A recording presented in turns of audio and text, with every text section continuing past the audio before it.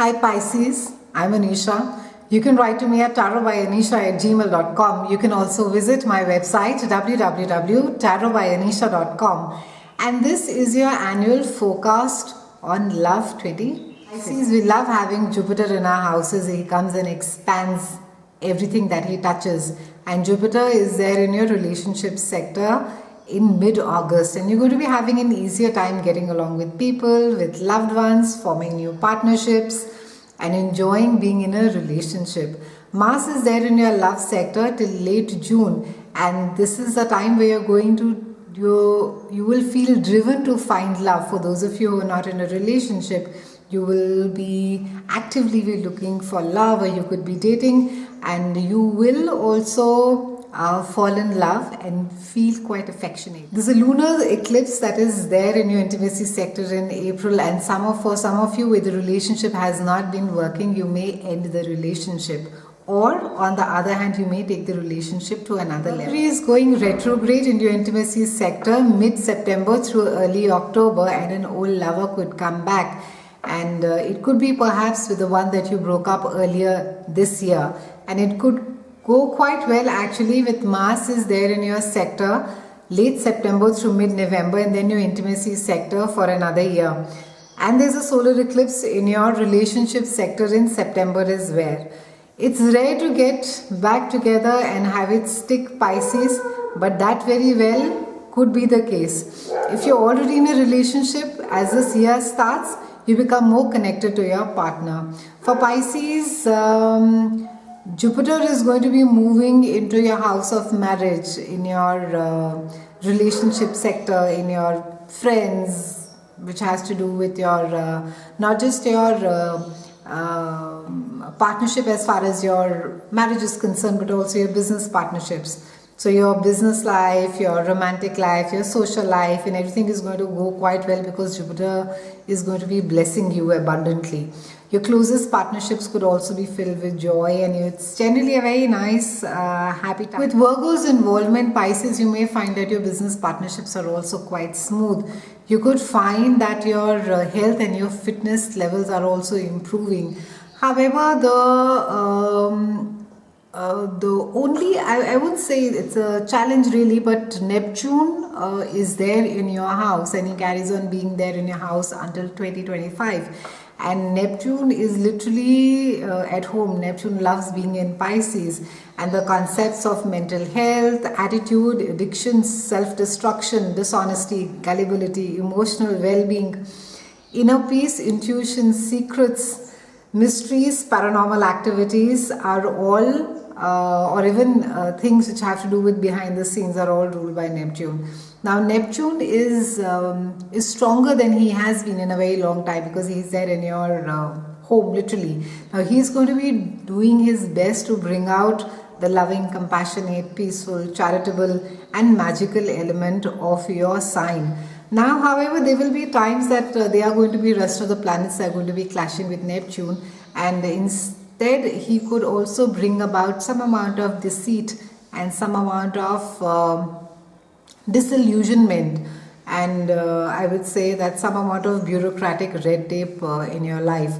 So with you Pisces, since he is there in your own house, and that has to do with you yourself, your goals, your desires, and it's all about you, and this is a time I think he will help you reach your goals more quickly. And Neptune, the only thing is that try not to sort of idolize everything. So try it, even though Neptune will, like I said, Neptune is really at his strongest because he's really at home in Pisces. He loves being in Pisces. But this sense of looking at things with not realistic eyes is something that you need to be extremely careful about. Try not to idolize things. Try not to sort of look at everything with a, you know, when we look at stuff through a curtain, we don't see very clearly. So even if they are your own goals and desires, try not to have them be so high or so grand that they become absolutely unreachable. And when you're in your relationships, and they can be relationships with your loved ones, necessarily not your partner, They can be with your extended family, siblings, children. Try not to sort of have that idealist that, oh, this is how a relationship with my parent, with a parent should be. This is how a parent with a relationship with a child should be. So try not to, and I think to a certain extent that is quite self-destructive, because all you will end up doing, Pisces, is that you'll end up pushing people away from you. And also try and watch out for flakiness. Try not to not take a stand where you're required to take a stand. Pisces, for those of you who have been wanting to make a drastic makeover, whether it has to do with your physical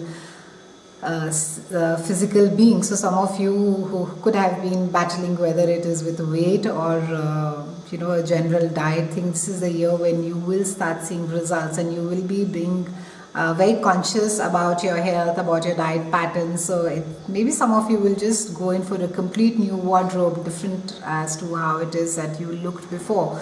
Also, your personal goals, dreams and desires, try not to, like I said earlier, try not to have too much of an idealism around them, and try not to set the bar too high for yourself. Also, as far as love is concerned, try not to keep people whom you love up on a pedestal. See them for who and what they are, and that is, I think, the best way to be dealing with life this year. Try and see people for who they are. Try not to get deluded, deceive yourself, or in love relationships, and also try not to delude people. Try not to overpromise. Pisces, try and ensure that in 2015 you do not come across as somebody who's flaky or who brings about dishonesty in his relationships or at his workplace. Try to have as much as transparency as possible, especially when it has to do with not just your love relationships or with people whom you love, or even your business partnerships. Keep that sense of honesty, sincerity and transparency as much as possible. This entire 2015, the focus is, like I said, we've spoken about Neptune at length, but Neptune is going to be affecting your relationships at large, as to how it is that not just that you perceive them, but how it is, what it is that you're reflecting, because it's there in your first house, and you are going to be reflecting an image to the outer world, how it is that you want the outer world to see yourself, how it is that you want your loved ones to see yourself. So ensure that in this entire process that you are as honest, not just to others but also to yourself during this entire Neptune transit. And it's there, Neptune is there in your house for the longest of time. So have a great 2015. Try and keep your feet on the ground while it's quite okay to have your head in the clouds, Pisces. Try and I think for you, besides having besides having compassion and that sense of spirituality, ensure that you don't get too much on the moralistic side of life, and try and maintain lightheartedness and be more easy, not just on yourself but also on people. So have a great 2015. It's been a pleasure speaking with you, and thank you so much for watching.